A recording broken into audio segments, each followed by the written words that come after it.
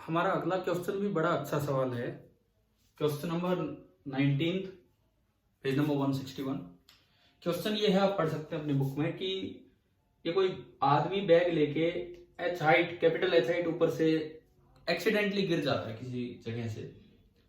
अब देखो, गिरते गिरते भी उसने दिमाग लगाया कि जब वो ग्राउंड से स्मॉल एच हाइट पे बचा था तो उसे दिखा कि साइड में पॉन्ड है, अगर पानी में गिरेगा तो चोट कम लगेगी या नहीं लगेगी, जमीन पे गिरेगा तो बहुत चोट लग जाएगी। तो उसने दिमाग लगाया कि उसने बैग अपोजिट डायरेक्शन में थ्रो कर दिया हॉरिजॉन्टली गिरते गिरते। वर्टिकल वेलोसिटी दोनों में है, इस समय तक कुछ वेलोसिटी गेन कर चुके हैं, वो एच माइनस एच हाइट उतर चुके हैं, लेकिन इसने बैग इधर थ्रो कर दिया बाई मोमेंटम कंजर्वेशन, क्योंकि इस सिस्टम पे ये जो capital M plus small M का सिस्टम है, इस पे हॉरिजॉन्टली कोई फोर्स नहीं लग रहा है, जो फोर्स है वो वर्टिकल है। तो ये एक ऐसा सवाल है जिसमें सेंटर ऑफ मास का हॉरिजॉन्टल मोशन नहीं होगा, केवल वर्टिकल मोशन होगा। हालांकि सेंटर ऑफ मास रेस्ट पे नहीं है।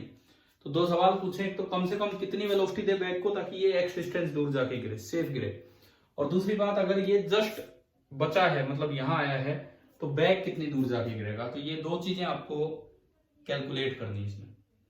देखिए, सबसे पहले तो ये निकालो कि यहां से यहां तक आने में समय कितना है इस आदमी के पास बचने का। देखो, ऊपर ये पॉइंट ए, ये बी और ये सी। हम जानते हैं कि s is equal to u t plus half a t square. अगर आप फ्रॉम ए स्टार्ट करते हैं, फ्रॉम ए, तो यू जीरो है, वो ड्रॉप हुआ है, वहां से गिर गया है। तो यहां से जो टाइम आएगा that is 2s by a and a g, तो under root 2s by g. Suppose मैं टाइम लिखूं a टू b, तो ये हाइट है, a टू b हाइट है h माइनस एच, तो s की जगह आ जाएगा h minus h under root 2 by g into h minus h. और अगर मैं टाइम लिखूं a टू c कंप्लीट, ये जो इंटरनल मोशन इसको हटाओ कि ये पूरा नीचे आने तक का टाइम, तो अंडर रूट 2s बाई जी और s की जगह h आ जाएगा, तो under root of 2h by g. यानी कि जो बचने बचाने का समय बचा है बी से सी, जब इसने कोई एक्टिविटी की है फिर भी आया तो उतनी देर में होगा, वो सब तो इंटरनल है। तो time taken from B to C that will be A to C minus time from A to B. तो हमें ये पता लग गया कि यहां से यहां तक आने में जो टाइम है इन लोगों के पास, इसके पास, इस आदमी के पास, ए सी वाले में से ये घटा दो, तो 1 बाई रूट जी दोनों में से कॉमन आ रहा है, और ये बचता है under root 2h minus under root of 2 times h minus h। ये आपका टाइम आया। अब इसके बाद, ये टाइम आने के बाद आपको सिंपली ये देखना है कि सबसे पहले तो इनिशियल स्पीड क्या हो। तो उसके लिए आप मैन की स्पीड निकालो। भाई मैन को कितनी स्पीड चाहिए। देखो, ये एक प्रोजेक्टाइल मोशन है, प्रोजेक्टाइल में एक्सेलरेशन नीचे होता है, तो हॉरिजॉन्टल मोशन जो है वो यूनिफॉर्म मोशन होता है। इसको इतने टाइम में एक्स चलना है, इस आदमी को सेफली पहुंचना है, यानी कि हॉरिजॉन्टली जो आदमी है कितनी वेलोसिटी ले कि इतने टाइम में एक्स चला जाए। तो यहां से तो मेरे पास वी मैन आ गया, तो ये मैं क्या कर रहा हूं, हॉरिजॉन्टल मोशन ऑफ मैन,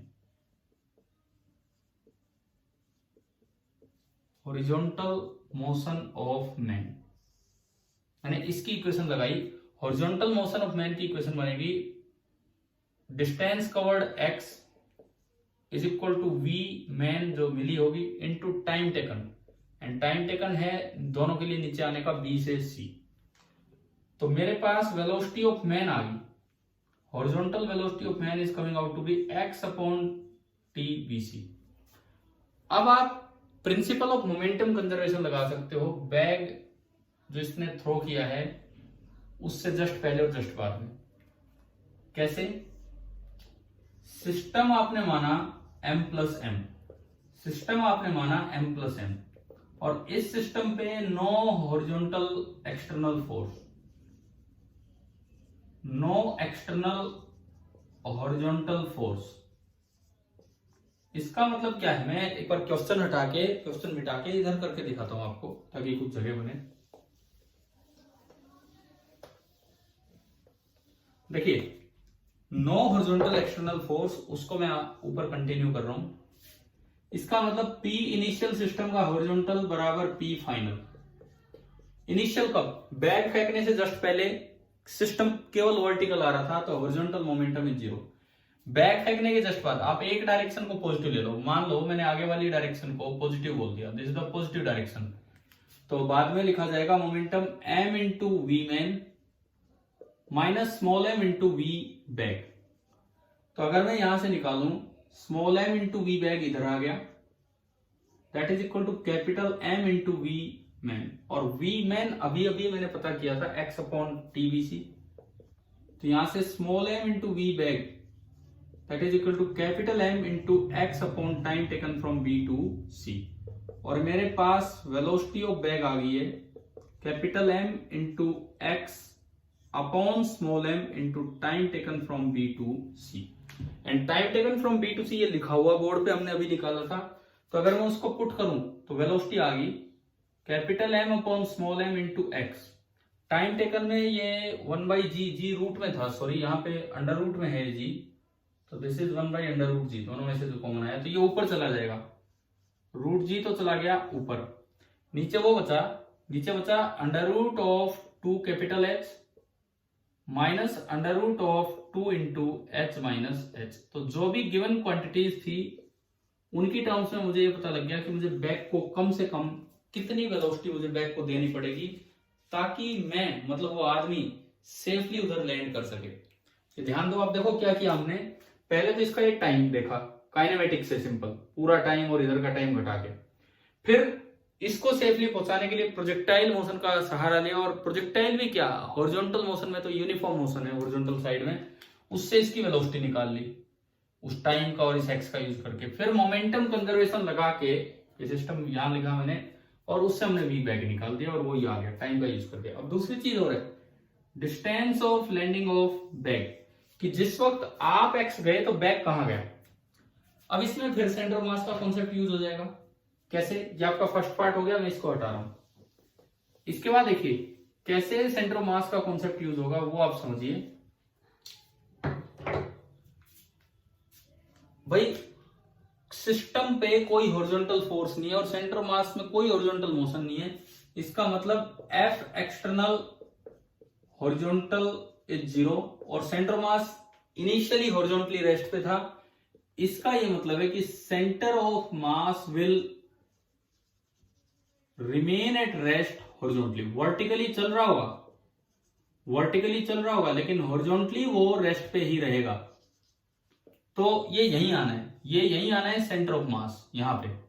अब देखो सेंटर ऑफ मास यहां आ गया, कैपिटल एम यहां आ गया एक्स, तो स्मॉल एम कितनी दूर होगा ये बताना है। तो हम जानते हैं 2 पार्टिकल सिस्टम का centre of mass heavier particle के पास होता है। ये स्मॉल एम यहां है, कैपिटल एम यहां है, सेंटर ऑफ मास कहीं है, वो इनवर्स रेशियो में डिवाइड करेगा। तो इनवर्स रेशियो का मतलब है एक्स बैग अपॉन एक्स, उधर वाला x bag upon x is inverse ratio, पहले वो लिखिए capital M upon small m. तो ये जो एक्स बैग है, जो दूरी है वो निकल के आई capital M upon small m into x, लेकिन वो उधर राइट की तरफ नहीं, पहले वाली जगह जहां आना था वहां से लेफ्ट की तरफ वो आके गिरा होगा। जो लाइन ऑफ फॉल है ना आपकी, लाइन ऑफ फॉल उससे लेफ्ट में। तो दूसरे पार्ट के लिए मैंने किस चीज का यूज किया, दूसरा पार्ट जो अभी सोल्व किया आपको दिख रहा है हमने किस चीज का यूज किया लास्ट में। पहले तो इसका यूज किया, उसके बाद centre of mass divides the line joining the 2 particles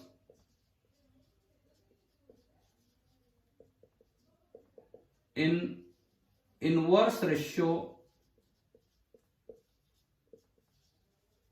of their masses, in inverse ratio of their masses, उसका यूज करके हमने सेकंड पार्ट। क्वेश्चन में अच्छे से मोमेंटम कंजर्वेशन और सेंटर मास के कॉन्सेप्ट्स यूज हो रहे हैं, और आंसर इस तरह का है कि कई बार तो बच्चा वहां तक पहुंचता ही नहीं है, सोचता है ये कैसा आंसर है, लेकिन न्यूमेरिकल वैल्यू नहीं है तो आपको सीधा इस तरह से चलना चाहिए। शायद आपको समझ आ गया होगा। Thank you.